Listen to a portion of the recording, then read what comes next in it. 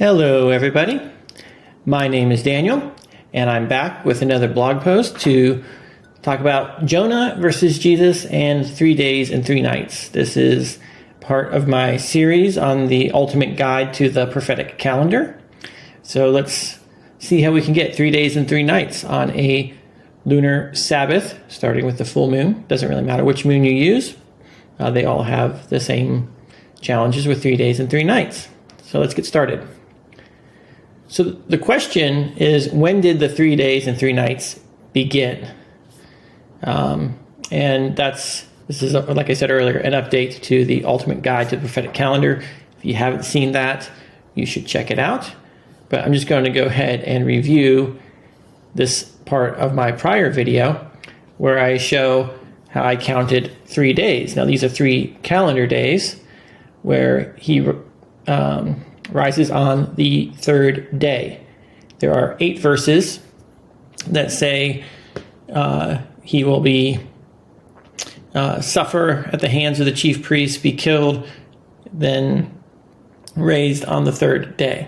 So the 3rd day is the day he was raised by definition. We also know that the 3rd day is the first day of the week because they came early on the first day of the week and the angel reminded them that it was the 3rd day. So we know the 3rd day is the first day of the week and then everything else follows. But the question is, where do we get 3 days and 3 nights? Because you've got a day and the night on the 14th, a day and the night on the 15th, and then he raised in the morning. So we're missing a night. So we're going to investigate that. So the question is, when does it start? And I think that it starts when Joshua was handed over. And I think it actually starts when Judas went to betray him, when Satan entered into Judas. And I'm going to try to make that case from Scripture, because you might not have heard this particular perspective before. And I was actually surprised at some of the things I learned when preparing this study. All right, so let's look at a couple verses here to just establish when the 3 days starts, just by the text. Luke 9:22 says, "The Son of Man must suffer many things and be rejected by the elders and the chief priests and scribes and be killed, and on the 3rd day raised." So this is a sentence that starts with suffering many things and being rejected by the elders and chief priests. The next verse is from Luke 24. It says, "The chief priests and the rulers handed him over to be sentenced to death, and they crucified him. But we had hoped that he was the one who was going to redeem Israel. And what is more, it is the 3rd day since all this took place." So what did the story that they just say start with? The chief priests and the rulers. All right, let's continue. I guess I forgot to put here the verse, but "And some began to spit on him and cover his face and to strike him, saying, 'Prophesy,' and the guards received him with blows." This is referring to when they arrested Joshua. And then shortly thereafter, Peter was below in the courtyard, and one of the servant girls of the high priest came and said, seeing Peter warming himself, she looked at him and said, "You also were with the Nazarene, Yeshua." But he denied it, saying, "I neither know or understand what you mean." And he went out into the gateway, and the rooster crowed. Now, this rooster is not a literal rooster. This is when they would blow the horns to mark the night watches. So this is establishing that this is at night. So this is before sunrise. All right. Then Mark 9:31 establishes, "The Son of Man is going to be delivered into the hands of men. They will kill him, and after 3 days he will rise." So that's the story, 3 days from the time he is delivered into the hands of men. So that's 3 different passages that all recount a story of being delivered, killed, rise on the 3rd day. So 3 witnesses. So if you count from the night he was handed over to the chief priests, then there are indeed 3 days and 3 nights, because that first night was the night of the Last Supper, when the disciples were falling asleep and not keeping watch with him. That's the first night. And then you have the day of the cross, and then the night of the cross, and then the day and a night in the tomb, and then the day of the resurrection. 3 days, 3 nights. Furthermore, Jonah was not dead when he was in the belly of the whale, as he was able to pray. Therefore, one could surmise that Joshua need not be dead to be considered in the belly of the whale. Now, let's understand this whale a little bit more, because the belly of the whale, what does that mean? So in my past video on the third Revelation 12 sign, it's where Satan is thrown down from Draco, the dragon, on the second Revelation 12 sign. He's thrown down into the sea, and now he is Cetus, the sea dragon, who represents Satan. And I think this sea dragon could be symbolic or similar to the great fish that swallowed Jonah.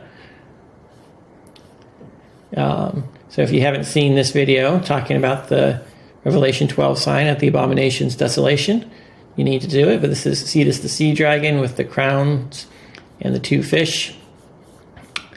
It's a great video. Check it out. So I don't think it'd be a great leap for the great fish by Jonah to symbolize Satan or the sea dragon. And therefore the belly of the great fish means swallowed up by Satan and under his control, or under the control of his kingdom. And since the phrase heart of the earth is only defined by Matthew 12:40 by comparison to belly of a huge fish, we have little else to go on for that phrase. Because for as Jonah was in 3 days, 2 nights in the belly of a huge fish, or a sea dragon, so the Son of Man shall be 3 days and 3 nights in the heart of the earth. But I think we can go further. In the video on the Ultimate Guide, I outlined many parallels to the story of Jonah. So I started with the great fish swallowing up Jonah, and then he prayed from the belly, and then he was spit up on the 3rd day. But I also pointed out that the seas and the floods talked about in Jonah are similar to the masses, the seas of people, and the armies of Rome coming around Joshua. And then how Jonah was cast out of thy sight, and Joshua said, my God, why have you forsaken me? And then lastly, we had the weeds wrapped around Jonah's head, like the crown of thorns wrapped around Joshua's head. And they were red weeds, like it thorns with the blood. So I decided to revisit Jonah to see if the parallels of the story of Jonah actually go back further with the parallels of Joshua. And they do indeed. So let's look at it. So after receiving a morsel of bread, he, Judas, immediately went out, and it was night. So this is very useful information, because now we know that Judas started and Satan entered at night. So it's not in the day, so that's helpful. So the story starts at night. Compare that to, but Jonah rose up to flee, compared to Judas rising up and went out. From the presence of the Lord, Judas ran away from Joshua. He went down to Joppa, and he found a ship going to Tarshish, and he paid the fare thereof. Judas went and got paid for his betrayal. All right, so it's very interesting. We already have parallels right from there, but it continues. So the shipmaster came and said unto him, what meanest thou, O sleeper? Arise, call upon thy God, that we perish not. Now compare that to Gethsemane. It says, and he cometh unto the disciples and finds them asleep, just like Jonah was asleep. And he said unto Peter, what, could ye not watch with me 1 hour? watch and pray, or call upon your God, that ye enter not into adversity, affliction, trial, tribulation, temptation. Compared to asking Jonah to pray that they perish not, because they were in trial and tribulation. All right. And then the next thing from the story of Jonah is, where do you come from? What is your country? And of what people are thou? One of the next things that happens in the story of Joshua is, then Pilate asked him, saying, are you king of the Jews? What people are you from? But they were more fierce, saying, he stirs up the people. All right, so that's what's going on with Joshua. Now let's go back to Jonah.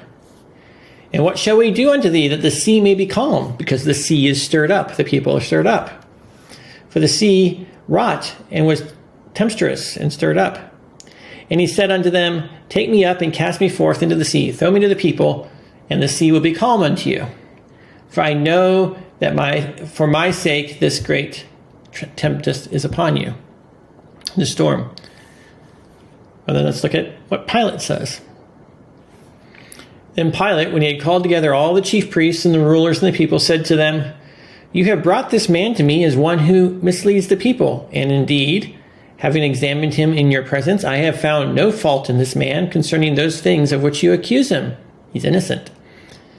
No, neither did Herod, for I did send you back to him. And indeed, nothing deserving of death has been done by him.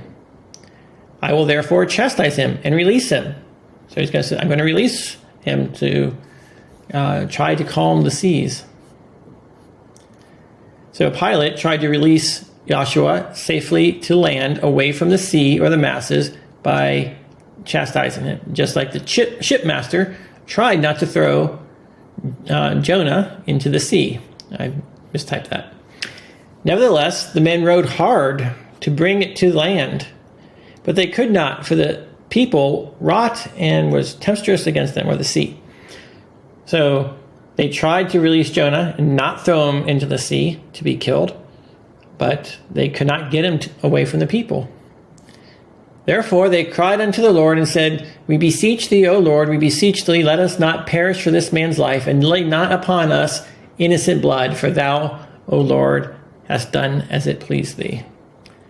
Then he said to them the third time, why, what evil has he done? I have found no reason of death in him. But they were insistent, demanding with loud voices that he be crucified. And the voices of these men and the chief priests prevailed.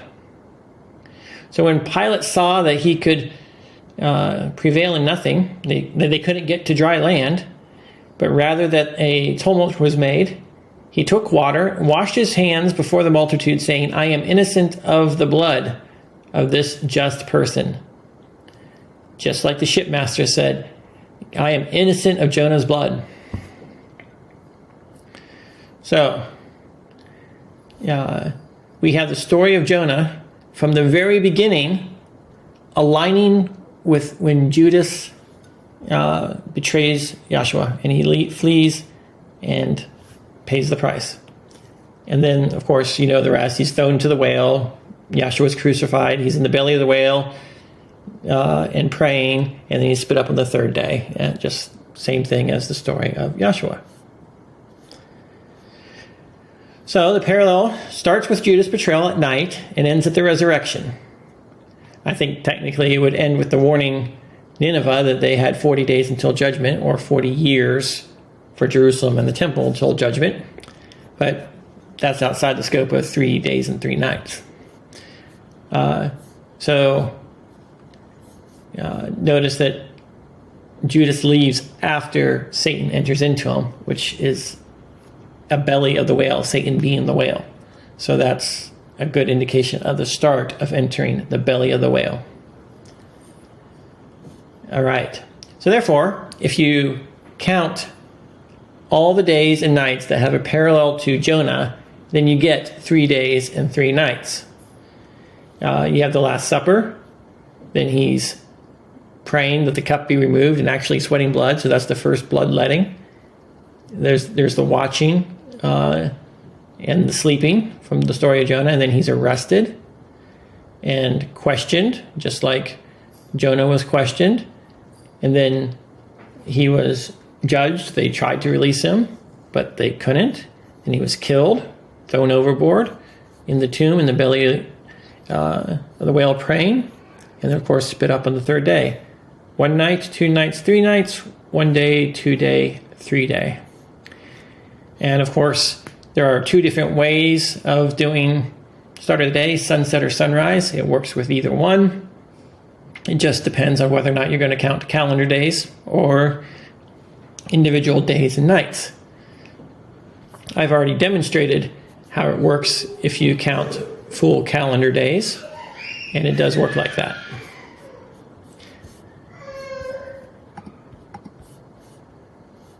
All right, so this has major problems for Saturday Sabbath theories, if you go by this, because most of these other theories are only counting from the cross, and they are already having to go well beyond 3 days and 3 nights from the cross by inclusive counting.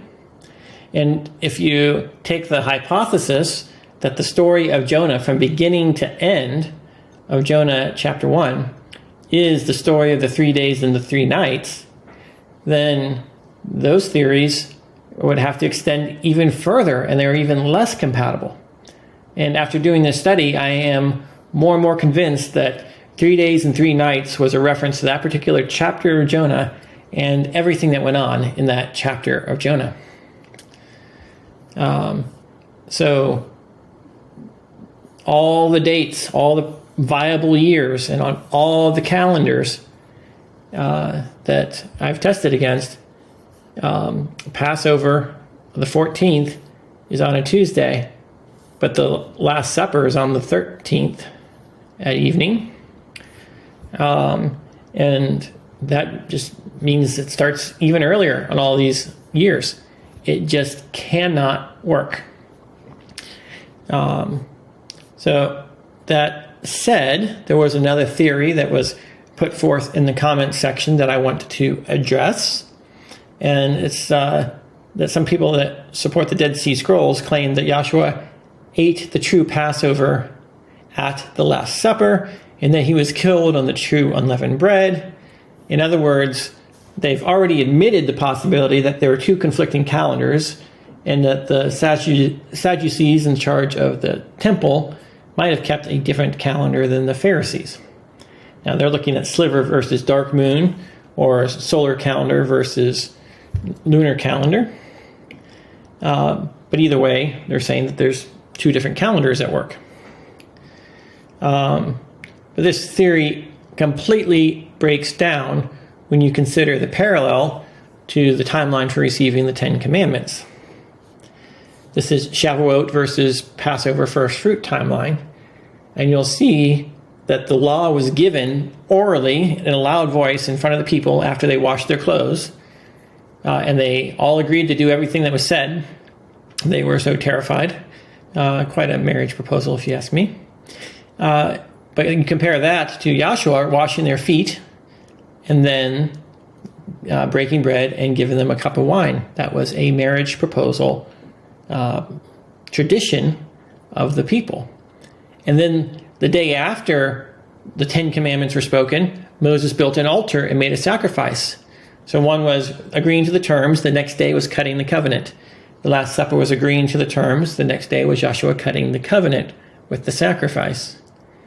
And then the day after that, there was unleavened bread, and in Joshua's timeline and in Moses' timeline, the 70 elders went up, and the day after that was first fruits. Joshua raises from the grave, and Moses goes up higher into the mount. So we've got this parallel here that lets us know that the Last Supper lines up with the marriage proposal, and the altar lines up with the cross. So to claim that Joshua actually ate the real Last Supper, the real Passover, and was killed on unleavened bread, you're really saying that he's not our Passover lamb, and that therefore, if he's not our Passover lamb, who is our sacrifice? because he didn't die for Passover. So for all those reasons, I think there's a high degree of confidence that the Last Supper is not Passover, but the marriage proposal. And now that we know that, we have successfully, in my opinion, debunked the theory that there was 2 calendars and that Yeshua had ate the true Passover and did not die as the Passover lamb. And we now have 3 days and 3 nights. We have him rising on the 3rd day, and the full story. So I think there's only one calendar that works for all of this, and it's a Lunar Sabbath calendar. Now, both the sliver and the full moon calendar work with this timeline because the days of the month are the same. So that's an independent variable. But Saturday Sabbath is clearly out of the question. I hope you enjoyed this post, and I will see you next time.